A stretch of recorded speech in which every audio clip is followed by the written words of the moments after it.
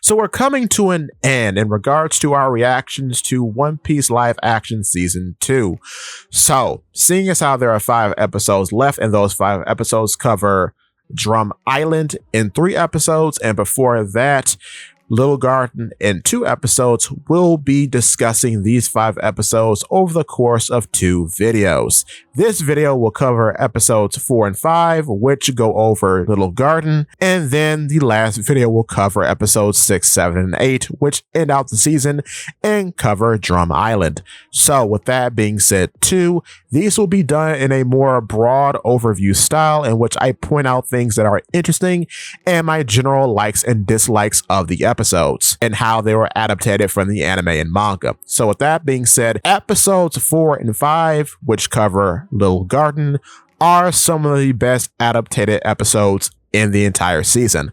Little Garden is treated very well, and all the characters are very, very true to form. In some cases, they're even better than the originals, I think, because at the top, and this is going completely out of order, but I want to cover Mary Ann, otherwise known as Miss Golden Week. Miss Golden Week is creepy. Miss Golden Week is overpowered as she was in the manga and anime. However, the interesting thing about her, and if you've been a fan of mine and or have been watching my videos over the years, you know that I love Miss Golden Week, and I've done many videos about her color traps.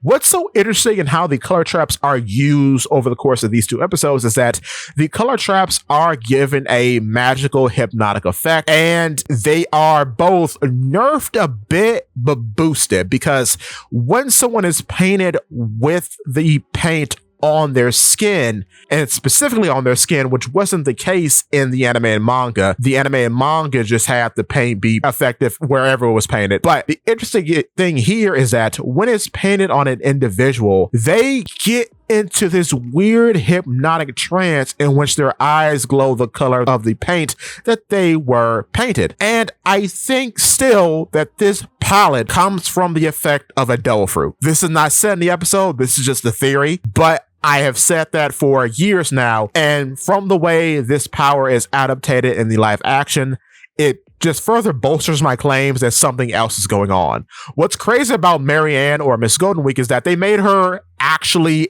insane, and I really dig it. I think the character was portrayed very well. I like it a lot. I really do. Now, when it comes to Bragi and Dory, portrayed perfectly. What's weird is that their positions are switched. So it is Bragi who gets the poisoned ale and whose guts blow up from Mr. Five's powers, not Dory. So that's odd. And it is Dory who is encased in wax and not Bragi. Weird. I do like Mr. 3 though. Galdino is played very well in true to form, but there is a problem between him and Miss Golden Week.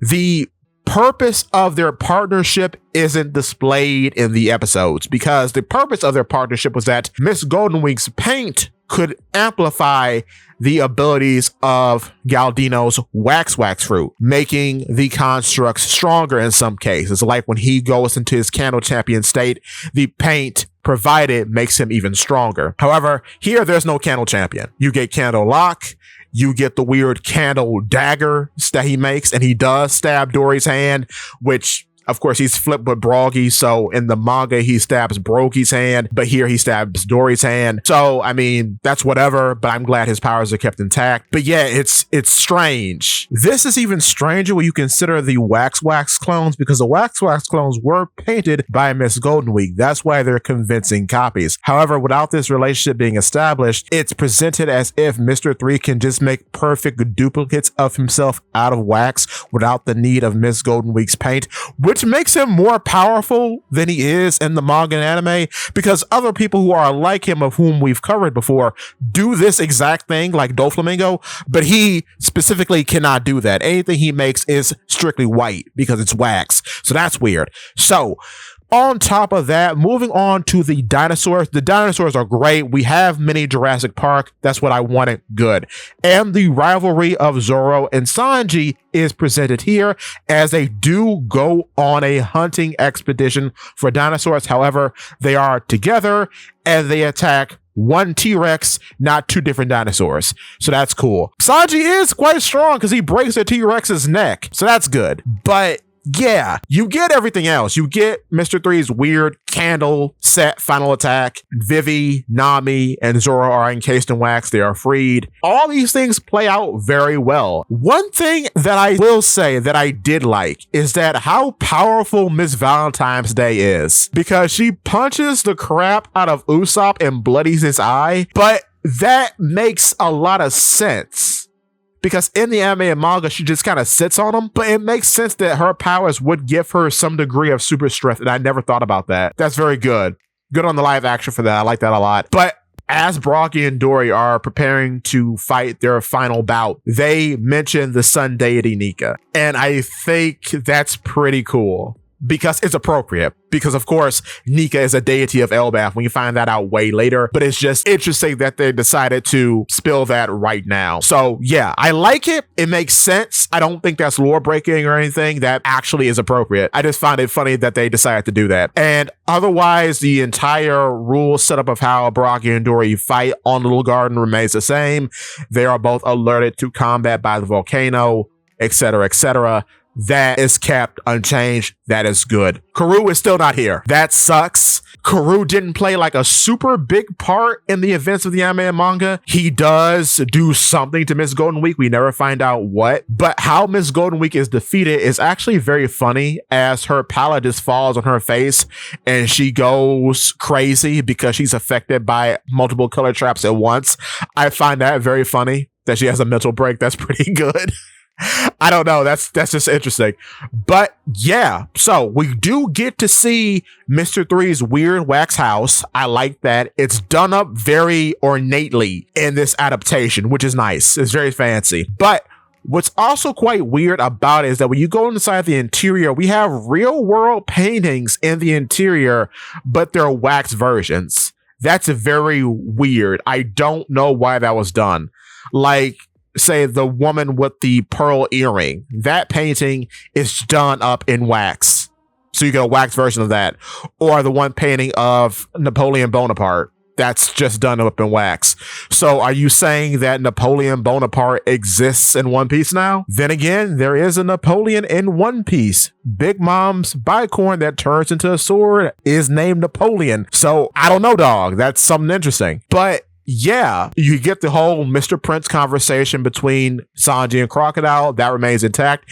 And we get to see Miss Friday and Mr. 13. And they're done up beautifully. Sanji fights a vulture and an otter, and it's great. Miss Friday gets her weird Gatling guns, and Mr. 13 gets his weird clamshell claw things. Very good. No complaints. No notes. Very cool. So no notes, no complaints. My only real complaint about these two episodes is that we don't have Karoo.